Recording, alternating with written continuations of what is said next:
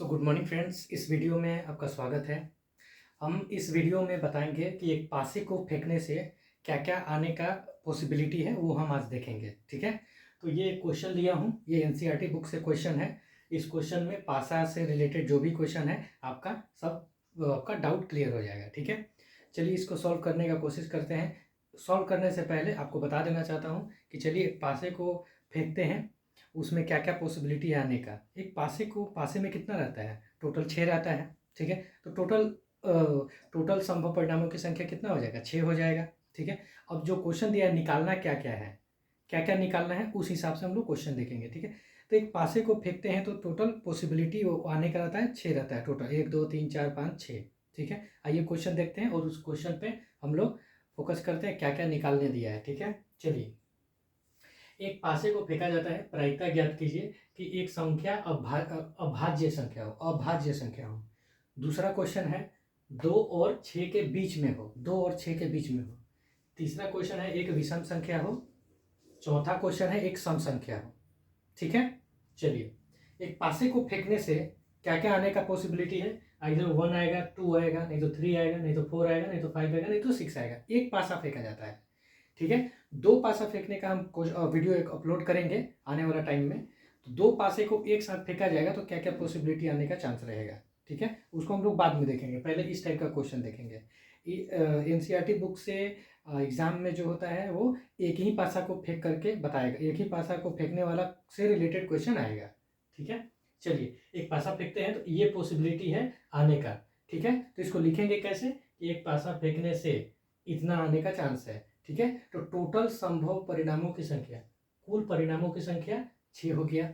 अब देखिए क्वेश्चन को देखते निकालना क्या है, अभाज्य संख्या है।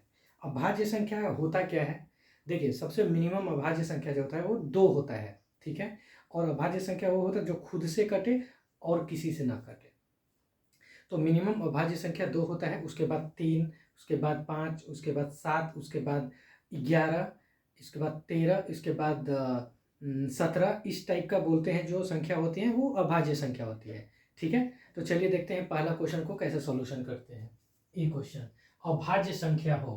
ठीक है, अभाज्य संख्या इसमें से कौन कौन सा अभाज्य है, देखिए 2 है, 3 है और 5 है। तो टोटल कितना हो गया, 3। ठीक है, 1 2 3। चलिए लिखते हैं, एक ले लेते हैं कि अभाज्य संख्या हो तो उसका प्रायिकता क्या होगा, उसको कैसे डिनोट करेंगे, आइए देखते हैं। पी ऑफ,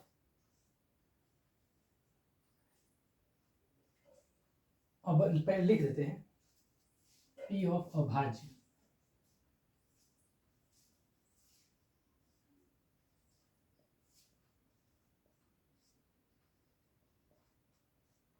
पी ऑफ अभाज्य संख्या हो इक्वल टू 2 3 5। 2 3 5 है, 1 से लेकर 6 तक के बीच में जो होता है वो 2 3 5 ही आएगा। ठीक है, पासा को फेंकने से 6 ही आता है, और भाज्य संख्या इसके बीच में कौन कौन सा, 2 3 5 7 रहता तो आगे 7 आता, लेकिन पासा 7 तक जाता नहीं है, 6 ही तक जाता है, तो यहाँ पर 3 हो जाएगा। ठीक है, अब चलिए प्रोबेबिलिटी हम लोग निकालते हैं इसका। तो पी ऑफ अभाज्य संख्या,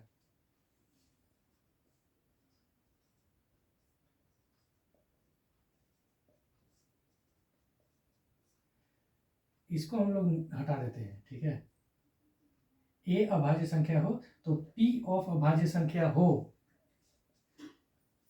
यहां पर लिख दीजिएगा पूरा। ठीक है, अभाज्य संख्या के अनुकूल परिणामों की संख्या, अभाज्य संख्या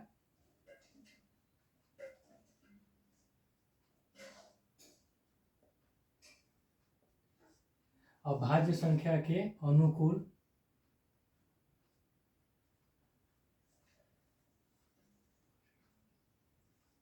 परिणामों की संख्या डिवाइडेड बाय ये कुल परिणामों की संख्या।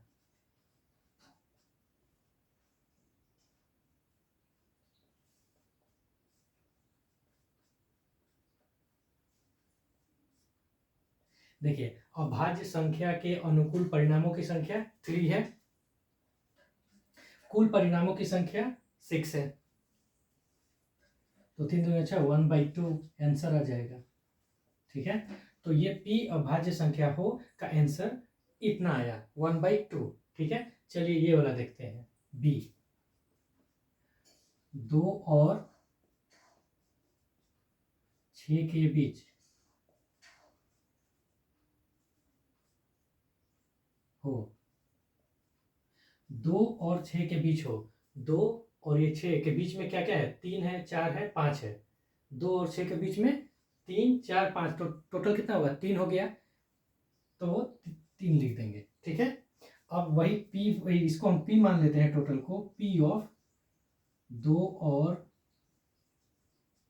6 के बीच,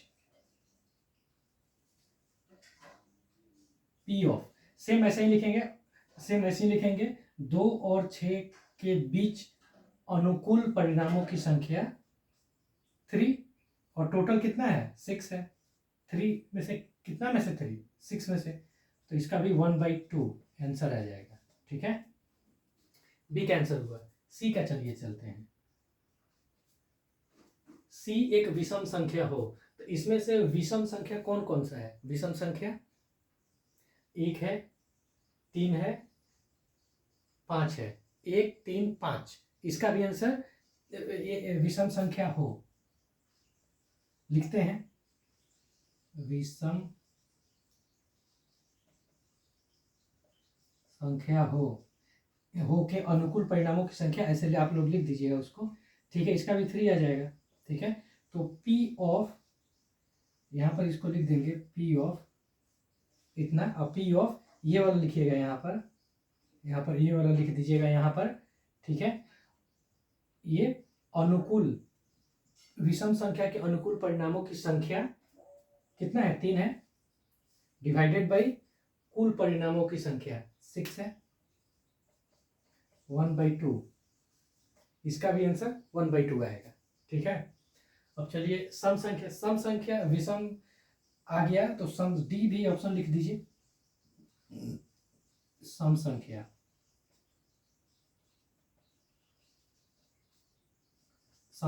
हो, सम संख्या देखिए इसमें कौन कौन सा है, 2 है, 4 है और 6 है। सम संख्या 2 4 6, कितना में से, 6 में से, तो इसका भी 3 आ रहा है, तो 3/6, इसको भी लिख देंगे 3/6, 1/2 आंसर।